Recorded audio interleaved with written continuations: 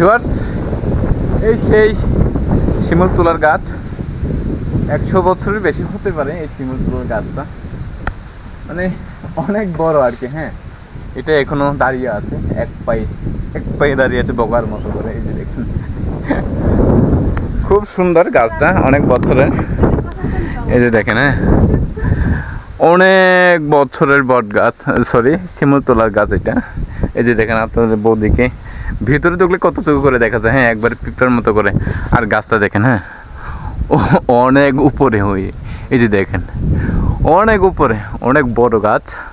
এটা ক্যামেরাতে মনে হয় একটু কাছে করে দেখা যাচ্ছে, কিন্তু অনেকটা উপরে। হ্যাঁ, না হলে এটা 100-150 ফিটের মতো হবে, আরও বেশিও হতে পারে, একটু বেশি, সামথিং একটু বেশি হতেও পারে।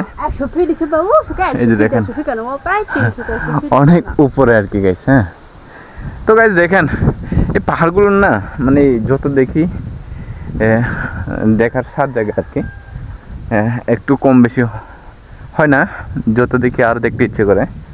এই যে দেখেন সব পাহাড় আর পাহাড়, এই যে দেখেন সব পাহাড়, মানে এত ভালো লাগতেছে এখানে আছে। হ্যাঁ,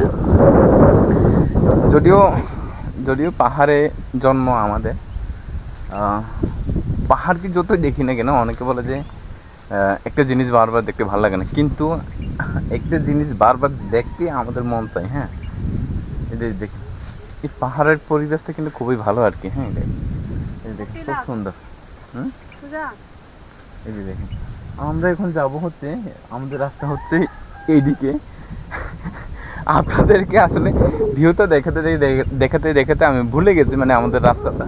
আমরা যাব হচ্ছে পাশে, আমরা এদিকেই নামবো, এদিকে একটা রাস্তা আছে। আমরা রাস্তা ভুলে গেছে। হ্যাঁ, আসলে ভোলার কথা না, কিন্তু আপনাদেরকে ভিউটা দেখানোর মধ্যে ছিলাম, যার কারণ হচ্ছে আমি ভুলে গেছি। এই যে দেখেন গরম হয়ে গেছে আপনাদের বৌদি।